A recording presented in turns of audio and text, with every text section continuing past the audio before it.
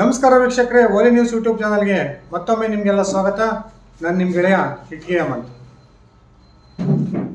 ರಾಷ್ಟ್ರದ ಎಲ್ಲ ರಾಜಕೀಯ ಪಕ್ಷಗಳಿಗಿಂತಲೂ ಮುಂಚೆನೇ ಲೋಕಸಭಾ ಚುನಾವಣೆಗೆ ತನ್ನ 195 ಅಭ್ಯರ್ಥಿಗಳ ಮೊದಲ ಪಟ್ಟಿಯನ್ನು ಬಿಜೆಪಿ ಈಗಾಗಲೇ ಪ್ರಕಟಿಸಿದ್ದನ್ನು ನಾವೆಲ್ಲ ಗಮನಿಸಿದ್ದೀವಿ.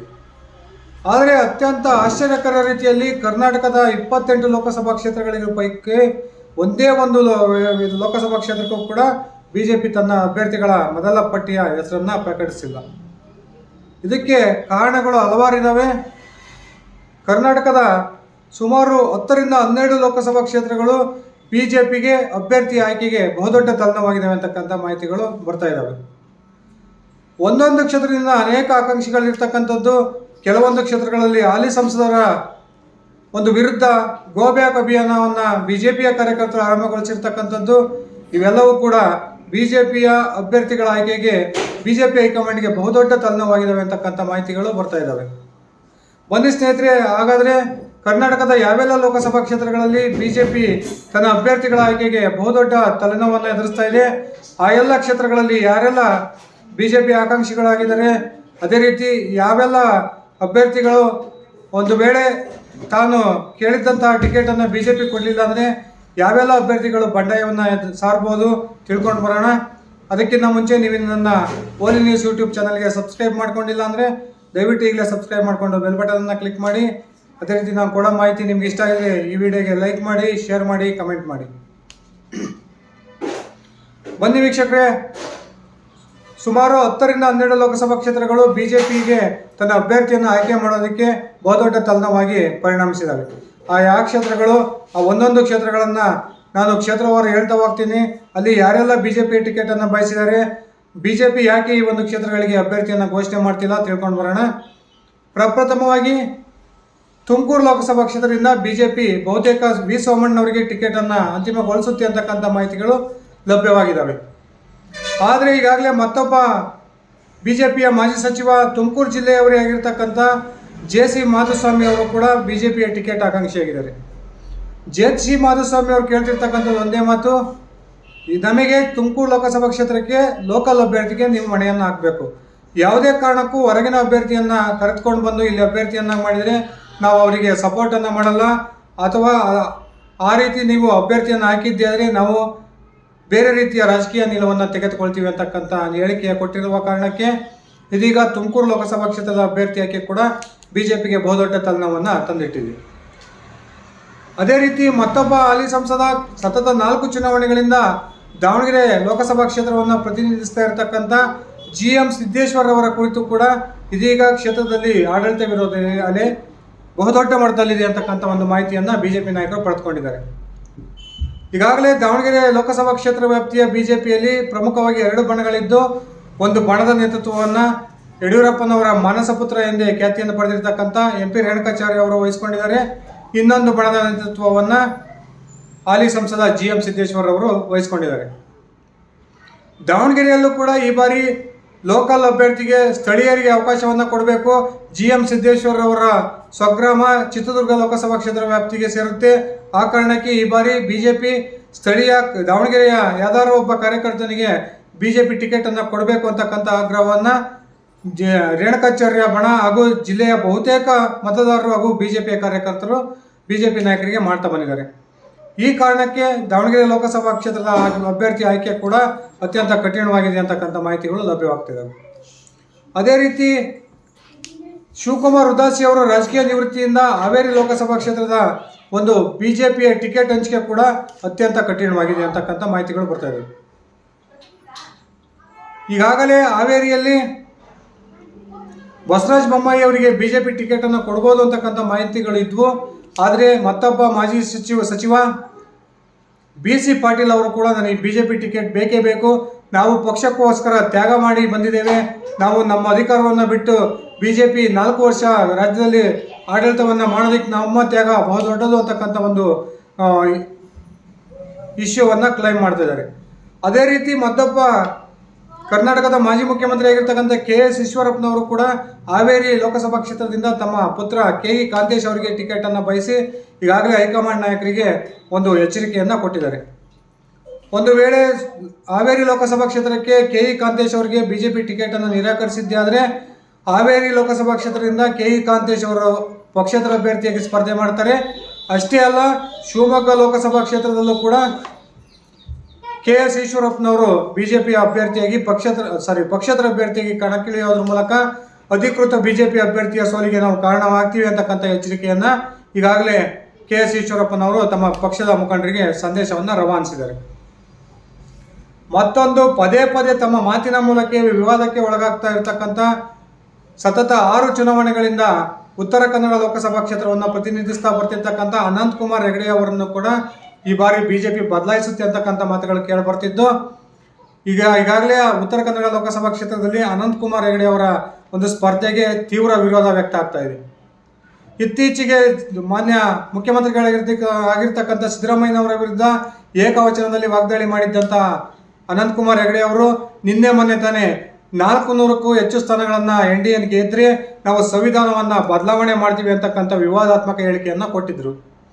ಈ ವಿವಾದಾತ್ಮಕ ಹೇಳಿಕೆಯ ಮೂಲಕ ಇಡೀ ರಾಷ್ಟ್ರದ ಬಿಜೆಪಿ ಪಕ್ಷಕ್ಕೆ ಒಂದು ಬಹುದೊಡ್ಡ ಮುಜುಗರವನ್ನು ಅನಂತಕುಮಾರ್ ಹೆಗಡೆ ಅವರು ತಂದಿದ್ದರು.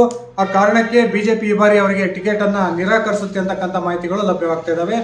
ಅವರ ಬದಲಾಗಿ ಬಹುತೇಕ ವಿಶ್ವೇಶ್ವರ ಹೆಗಡೆ ಕಾಗೇರಿ ಅಥವಾ ಮತ್ತೊಬ್ಬ ಬಿಜೆಪಿಯ ನಮೋ ಬ್ರಿಗೇಡ್ ಮೂಲಕ ಇಡೀ ರಾಜ್ಯದಲ್ಲಿ ಬಿಜೆಪಿಯನ್ನು ನರೇಂದ್ರ ಮೋದಿ ಅವರಿಗೆ ಸಂಘಟನೆ ಮಾಡಿಕೊಟ್ಟಂತಹ ಚಕ್ರವರ್ತಿ ಸೂಲಿಬೇಲಿಯವರಿಗೆ ಬಿಜೆಪಿ ಟಿಕೆಟನ್ನು ಕೊಡ್ಬೋದು ಅಂತಕ್ಕಂಥ ಮಾಹಿತಿಗಳು ಕೂಡ ಬರ್ತಾ ಇದ್ದಾವೆ. ಹಾಗೆಯೇ ಕೇಂದ್ರದ ಹಾಲಿ ಸಚಿವೆ ಯಡಿಯೂರಪ್ಪನವರ ಪರಮಾಪ್ತಿಯಾಗಿರ್ತಕ್ಕಂಥ ಶೋಭಾ ಕರಂದ್ಲಾಜೆ ಅವರ ಸ್ಪರ್ಧೆಯು ಕೂಡ ಅತ್ಯಂತ ಹೆಚ್ಚು ವಿರೋಧ ಉಡುಪಿ ಚಿಕ್ಕಮಗಳೂರು ಲೋಕಸಭಾ ಕ್ಷೇತ್ರ ವ್ಯಾಪ್ತಿಯಲ್ಲಿ ವ್ಯಕ್ತವಾಗ್ತಾ ಇದೆ. ಉಡುಪಿ ಚಿಕ್ಕಮಗಳೂರು ಲೋಕಸಭಾ ಕ್ಷೇತ್ರದಿಂದ ಈ ಬಾರಿ ಮಾಜಿ ಸಚಿವ CT ರವಿ ಅವರು ಕೂಡ ಟಿಕೆಟನ್ನು ಬಯಸ್ತಾ ಇದ್ದಾರೆ. ಅದೇ ರೀತಿ ಮತ್ತೊಬ್ಬ ಮಾಜಿ ಶಾಸಕ ಪ್ರಮೋದ್ ಮಧ್ವರಾಜ್ ಅವರು ಕೂಡ ಟಿಕೆಟನ್ನು ಬಯಸ್ತಾ ಇದ್ದಾರೆ. ಇಲ್ಲಿಗೆ ಯಾರಿಗೆ ಟಿಕೆಟ್ ಕೊಟ್ಟರು ಕೂಡ ಇನ್ನಿಬ್ಬರು ಅಭ್ಯರ್ಥಿಗಳು ಆಕಾಂಕ್ಷಿಗಳು ಬಂಡಾಯ ಹೇಳೋ ಸಾಧ್ಯತೆಗಳು ಹೆಚ್ಚಾಗಿರೋದ್ರಿಂದ ಉಡುಪಿ ಚಿಕ್ಕಮಗಳೂರು ಲೋಕಸಭಾ ಕ್ಷೇತ್ರದ ಟಿಕೆಟ್ ಕೂಡ ಬಿಜೆಪಿಗೆ ತಲೆನೋವಾಗಿ ಪರಿಣಮಿಸಿದೆ ಅಂದರೆ ತಪ್ಪಾಗೋದಿಲ್ಲ. ಹಾಗೆಯೇ ಮಾಜಿ ರಾಜ್ಯಾಧ್ಯಕ್ಷ ಹಾಲಿ ಸಂಸದ ನಳಿನ್ ಕುಮಾರ್ ಕಟೀಲ್ ಅವರು ಪ್ರತಿನಿಧಿಸ್ತಾ ಇರ್ತಕ್ಕಂಥ ದಕ್ಷಿಣ ಕನ್ನಡ ಲೋಕಸಭಾ ಕ್ಷೇತ್ರ. ನಳಿನ್ ಕುಮಾರ್ ಕಟೀಲ್ ಅವರ ಸ್ಪರ್ಧೆಗೆ ಅಲ್ಲಿರ್ತಕ್ಕಂಥ ಹಿಂದೂ ಕಾರ್ಯಕರ್ತರು, RSSನ ಪ್ರಮುಖ ನಾಯಕರು, ಅತ್ಯಂತ ಮುಖ್ಯವಾಗಿ BS ಯಡಿಯೂರಪ್ಪ ಹಾಗೂ ಅವರ ಪುತ್ರ BY ವಿಜಯೇಂದ್ರ ಅವರು ತೀವ್ರ ವಿರೋಧವನ್ನು ವ್ಯಕ್ತಪಡಿಸ್ತಾ ಇದ್ದಾರೆ. ಆದರೆ ರಾಷ್ಟ್ರೀಯ ಸಂಘಟನಾ ಕಾರ್ಯದರ್ಶಿಯಾಗಿರ್ತಕ್ಕಂಥ BL ಸಂತೋಷ್ ಅವರು ಇಲ್ಲಿವರೆಗೂ ಕೂಡ ನಳಿನ್ ಕುಮಾರ್ ಕಟೀಲ್ ಅವರ ಪರವಾಗಿ ಬ್ಯಾಟಿಂಗನ್ನು ಮಾಡ್ತಾ ಇದ್ದಾರೆ. ಈ ಕಾರಣಕ್ಕೆ ಈ ಒಂದು ಕ್ಷೇತ್ರದಿಂದ ಯಾರಿಗೆ ಟಿಕೆಟ್ ಕೊಡಬೇಕು ಅಂತಕ್ಕಂಥ ಗೊಂದಲದಲ್ಲಿ ಬಿಜೆಪಿ ಇದ್ದಂತೆ ಕಂಡು ಬರ್ತಾ ಇದೆ. ಮತ್ತೊಬ್ಬ ಹಾಲಿ ಕೇಂದ್ರ ಸಚಿವ ಭಗವಂತ್ ಖೂಬಾ ಅವರ ಸ್ಪರ್ಧೆಯು ಕೂಡ ಈ ಬಾರಿ ಬೀದರ್ನಲ್ಲಿ ಅಲ್ಲಿರ್ತಕ್ಕಂಥ ಬೀದರ್ ಕ್ಷೇತ್ರ ವ್ಯಾಪ್ತಿಯಲ್ಲಿ ಬರ್ತಕ್ಕಂಥ ಬಿಜೆಪಿಯ ಜನಪ್ರತಿನಿಧಿಗಳು, ಬಿಜೆಪಿಯ ಕಾರ್ಯಕರ್ತರು ಹಾಗೂ ಬೀದರ್ ಲೋಕಸಭಾ ಕ್ಷೇತ್ರದ ಮತದಾರರು ತೀವ್ರ ವಿರೋಧವನ್ನು ವ್ಯಕ್ತಪಡಿಸ್ತಾ ಇದ್ದಾರೆ. ಈ ಕಾರಣಕ್ಕೆ ಬಹುತೇಕ ಬೀದರ್ ಲೋಕಸಭಾ ಕ್ಷೇತ್ರದ ಅಭ್ಯರ್ಥಿ ಈ ಬಾರಿ ಬದಲಾಗ್ತಾರೆ ಅಂತಕ್ಕಂಥ ಮಾತುಗಳು ಕೇಳಿ ಬರ್ತಾ ಇದ್ದಾವೆ. ಆದರೆ ಬಿಜೆಪಿಯ ಒಂದು ತಂಡ ಭಗವಂತ್ ಖೂಬಾ ಅವರಿಗೆ ಮತ್ತೊಮ್ಮೆ ಟಿಕೆಟನ್ನು ಕೊಡಿಸಬೇಕು ಅಂತಕ್ಕಂಥ ಪ್ರಯತ್ನದಲ್ಲಿದೆ. ಈ ಕಾರಣಕ್ಕೆ ಬೀದರ್ ಲೋಕಸಭಾ ಕ್ಷೇತ್ರ ಕೂಡ ಅತ್ಯಂತ ತಲೆನೋವಿನ ಕ್ಷೇತ್ರವಾಗಿ ಬಿಜೆಪಿ ಹೈಕಮಾಂಡ್ಗೆ ಮಾರ್ಪಟ್ಟಿದೆ. ಇನ್ನೊಂದು ಲೋಕಸಭಾ ಕ್ಷೇತ್ರ ಪ್ರತಾಪ್ ಸಿಂಹ ಪ್ರತಿನಿಧಿಸ್ತಾ ಇರತಕ್ಕಂಥ ಮೈಸೂರು ಕೊಡಗು ಲೋಕಸಭಾ ಕ್ಷೇತ್ರ. ಇತ್ತೀಚಿನವರೆಗೂ ಬಹುತೇಕ ಪ್ರತಾಪ್ ಸಿಂಹ ಅವರಿಗೆ ಬಿಜೆಪಿ ಟಿಕೆಟನ್ನು ಕೊಡುತ್ತೆ. ಮತ್ತೊಮ್ಮೆ ಪ್ರತಾಪ್ ಸಿಂಹ ಅವರು ಹ್ಯಾಟ್ರಿಕ್ ಸಾಧನೆಯನ್ನು ಈ ಒಂದು ಕ್ಷೇತ್ರದಲ್ಲಿ ಮಾಡ್ತಾರೆ ಅಂತಕ್ಕಂಥ ಮಾಹಿತಿಗಳು ಕೇಳಿಬರ್ತಾ ಇದ್ವು. ಆದರೆ ಬದಲಾದ ರಾಜಕೀಯ ಪರಿಸ್ಥಿತಿಯಲ್ಲಿ ಈಗ 2-3 ದಿನಗಳಿಂದ ಬಿಜೆಪಿ ಪ್ರತಾಪ್ ಸಿಂಹ ಅವರಿಗೆ ಟಿಕೆಟನ್ನು ನಿರಾಕರಿಸುತ್ತೆ ಅಂತಕ್ಕಂಥ ಮಾಹಿತಿಗಳು ಲಭ್ಯವಾಗ್ತಾ ಇದ್ದಾವೆ. ಪ್ರತಾಪ್ ಸಿಂಹ ಅವರ ಬದಲಾಗಿ ಈ ಬಾರಿ ಮೈಸೂರು ಕೊಡಗು ಲೋಕಸಭಾ ಕ್ಷೇತ್ರದಿಂದ ಬಹುತೇಕ ರಾಜಮನೆತನದ ಯದುವೀರ್ ಒಡೆಯವರವರಿಗೆ ಬಿಜೆಪಿ ಮನೆಯನ್ನು ಹಾಕುತ್ತೆ ಅಂತಕ್ಕಂಥ ಮಾಹಿತಿಗಳು ಬರ್ತಾ ಇದ್ದಾವೆ. ಆದರೆ ಕೊನೆ ಕ್ಷಣದವರೆಗೂ ಕೂಡ ಪ್ರತಾಪ್ ಸಿಂಹ ಅವರು ನನಗೆ ಪಕ್ಷ ಟಿಕೆಟನ್ನು ಕೊಡುತ್ತೆ ಅಂತಕ್ಕಂಥ ಒಂದು ಆಶಾಭಾವನೆಯನ್ನು ಇಟ್ಕೊಂಡು ಈಗಲೂ ಕೂಡ ಹೋರಾಟವನ್ನು ಮಾಡ್ತಾ ಇದ್ದಾರೆ. ಮತ್ತೊಬ್ಬ ಹಾಲಿ ಸಂಸದ, ಹಾಲಿ ಕೇಂದ್ರ ಸಚಿವ ನಾರಾಯಣಸ್ವಾಮಿ ಅವರು ಬಹುತೇಕ ಚಿತ್ರದುರ್ಗ ಲೋಕಸಭಾ ಕ್ಷೇತ್ರದಿಂದ ಈ ಬಾರಿ ಚುನಾವಣೆಗೆ ಸ್ಪರ್ಧೆ ಮಾಡಲ್ಲ ಅಂತಕ್ಕಂಥ ಮಾತುಗಳು ಕೇಳಿ ಬರ್ತಾ ಇದ್ವು. ಆದರೆ ಕಳೆದೊಂದು ವಾರದಿಂದ ಕ್ಷೇತ್ರದಲ್ಲಿ ಅತ್ಯಂತ ಆಕ್ಟಿವ್ ಆಗಿ ಓಡಾಟ ಮಾಡ್ತಿರ್ತಕ್ಕಂಥ ನಾರಾಯಣಸ್ವಾಮಿ ಅವರು ಮತ್ತೊಮ್ಮೆ ನನಗೆ ಚಿತ್ರದುರ್ಗ ಲೋಕಸಭಾ ಕ್ಷೇತ್ರದ ಟಿಕೆಟ್ ಬೇಕು ಅಂತಕ್ಕಂಥ ಹೊಸ ಒಂದು ಇರಾದೆಯನ್ನು ವ್ಯಕ್ತಪಡಿಸ್ತಾ ಇದ್ದಾರೆ. ಈ ಕಾರಣಕ್ಕೆ ಬಿಜೆಪಿಗೆ ಈ ಕ್ಷೇತ್ರವು ಕೂಡ ತಲೆನೋವಾಗಿ ಪರಿಣಮಿಸಿದೆ. ಬಿಜೆಪಿ ಈಗಾಗಲೇ ಬಹುತೇಕ ಮಾದಾರ ಚೆನ್ನಯ್ಯ ಸ್ವಾಮಿ ಅಥವಾ ಹೊಳಲ್ಕೆರೆ ಶಾಸಕ ಎಂ ಚಂದ್ರಪ್ಪನವರ ಪುತ್ರ ರಘುಚಂದನ್ ಅವರಿಗೆ ಟಿಕೆಟ್ಗೆ ಮಣೆ ಹಾಕುತ್ತೆ ಅಂತಕ್ಕಂಥ ಮಾಹಿತಿಗಳು ಬರ್ತಾ ಇದ್ವು. ಈಗ ಏನು ನಾರಾಯಣಸ್ವಾಮಿ ಅವರ ಕ್ಷೇತ್ರದಲ್ಲಿ ಆಕ್ಟಿವ್ ಆಗಿ ಓಡಾಡ್ತಾ ಇರೋದ್ರಿಂದ ಈ ಕ್ಷೇತ್ರ ಕೂಡ ಬಹುದೊಡ್ಡ ತಲೆನೋವಾಗಿ ಬಿಜೆಪಿಯ ಹೈಕಮಾಂಡ್ಗೆ ಪರಿಣಮಿಸಿದೆ ಅಂದರೆ ತಪ್ಪಾಗೋದಿಲ್ಲ. ಮತ್ತೊಂದು ಪ್ರಮುಖ ಲೋಕಸಭಾ ಕ್ಷೇತ್ರವಾಗಿರ್ತಕ್ಕಂಥ ಬೆಳಗಾವಿ ಜಿಲ್ಲೆಯ 2ನೇ ಲೋಕಸಭಾ ಕ್ಷೇತ್ರ ಚಿಕ್ಕೋಡಿ ಲೋಕಸಭಾ ಕ್ಷೇತ್ರವು ಕೂಡ ಬಿಜೆಪಿಗೆ ಈ ಬಾರಿ ಬಹುದೊಡ್ಡ ತಲೆನೋವನ್ನು ತಂದೊಡ್ಡಿದೆ. ಹಾಲಿ ಸಂಸದ ಅಣ್ಣಾ ಸಾಹೇಬ್ ಜೊಲ್ಲೆ ಅವರಿಗೆ ಈ ಬಾರಿ ಬಿಜೆಪಿ ಟಿಕೆಟ್ ಅನ್ನು ಕೊಡೋದಿಲ್ಲ ಅಂತಕ್ಕಂಥ ಭಾವನೆಗಳು ವ್ಯಕ್ತ ಆಗ್ತಿದ್ವು. ಮತ್ತೊಬ್ಬ ಮಾಜಿ ಸಂಸದ ರಮೇಶ್ ಕತ್ತಿ ಅವರಿಗೆ ಬಿಜೆಪಿ ಟಿಕೆಟ್ ಅನ್ನು ಕೊಡುತ್ತೆ ಅಂತಕ್ಕಂಥ ಮಾತುಗಳು ಕೇಳಿ ಬರ್ತಿದ್ರು ಸಹ ಬಿಜೆಪಿಯ ಒಂದು ಬಣ ಮತ್ತೊಮ್ಮೆ ಅಣ್ಣಾ ಸಾಹೇಬ್ ಜೊಲ್ಲೆ ಅವರಿಗೆ ಟಿಕೆಟ್ ಅನ್ನು ಕೊಡಬೇಕು ಅಂತಕ್ಕಂಥ ಆಗ್ರಹವನ್ನು ಬಿಜೆಪಿ ಹೈಕಮಾಂಡ್ ನಾಯಕರ ಮುಂದೆ ಮಾಡ್ತಾ ಇದೆ ಅಂತಕ್ಕಂಥ ಮಾಹಿತಿಗಳು ಲಭ್ಯವಾಗಿದ್ದಾವೆ. ಒಂದು ವೇಳೆ ಬಿಜೆಪಿ ಅಣ್ಣಾ ಸಾಹೇಬ್ ಜೊಲ್ಲೆ ಅವರಿಗೆ ಚಿಕ್ಕೋಡಿ ಲೋಕಸಭಾ ಕ್ಷೇತ್ರದ ಟಿಕೆಟ್ ಅನ್ನು ಕೊಟ್ಟಿದ್ದೇ ಆದರೆ ಬಹುತೇಕ ರಮೇಶ್ ಕತ್ತಿ ಅವರು ಕಾಂಗ್ರೆಸ್ ಅನ್ನು ಸೇರ್ಪಡೆಯಾಗಿ ಕಾಂಗ್ರೆಸ್ ಇಂದ ಲೋಕಸಭಾ ಕ್ಷೇತ್ರದ ಚುನಾವಣೆ ಕಣಕ್ಕಿಳಿದ್ದಾರೆ ಅಂತಕ್ಕಂಥ ಮಾಹಿತಿಗಳು ಇರೋದ್ರಿಂದ ಈ ಒಂದು ಕ್ಷೇತ್ರವು ಕೂಡ ಬಿಜೆಪಿಗೆ ಬಹುದೊಡ್ಡ ತಲೆನೋವಾಗಿ ಪರಿಣಮಿಸಿದೆ. ವೀಕ್ಷಕರೇ, ಇದೇ ಕಾರಣಕ್ಕೆ ಈ 10 ಕ್ಷೇತ್ರಗಳಲ್ಲಿ ಟಿಕೆಟ್ ಹಂಚಿಕೆಯಲ್ಲಿ ಗೊಂದಲ ಇರೋ ಕಾರಣಕ್ಕೆ ಬಿಜೆಪಿ ಹೈಕಮಾಂಡ್ ತನ್ನ ಮೊದಲ ಪಟ್ಟಿಯಲ್ಲಿ ಕರ್ನಾಟಕದ ಯಾವೊಂದು ಕ್ಷೇತ್ರಕ್ಕೂ ಕೂಡ ತನ್ನ ಅಭ್ಯರ್ಥಿ ಹೆಸರನ್ನು ಅಂತಿಮಗೊಳಿಸಿಲ್ಲ, ಪ್ರಕಟಣೆ ಮಾಡಿಲ್ಲ. ಈಗ 2ನೇ ಪಟ್ಟಿಯನ್ನು ಇವತ್ತು ಅಥವಾ ನಾಳೆ ಬಿಜೆಪಿ ಹೈಕಮಾಂಡ್ ಪ್ರಕಟ ಮಾಡೋದಿದೆ. ಇದರಲ್ಲಿ ಈ 10 ಕ್ಷೇತ್ರಗಳನ್ನು ಹೊರತುಪಡಿಸಿ ಇನ್ನುಳಿದ 18 ಕ್ಷೇತ್ರಗಳಿಗೆ ಬಿಜೆಪಿ ತನ್ನ ಅಭ್ಯರ್ಥಿಗಳನ್ನು ಅಂತಿಮಗೊಳಿಸಿ ಹೆಸರನ್ನು ಪ್ರಕಟಿಸುತ್ತೆ ಅಂತಕ್ಕಂಥ ಮಾಹಿತಿಗಳು ಬರ್ತಾ ಇದ್ದಾವೆ.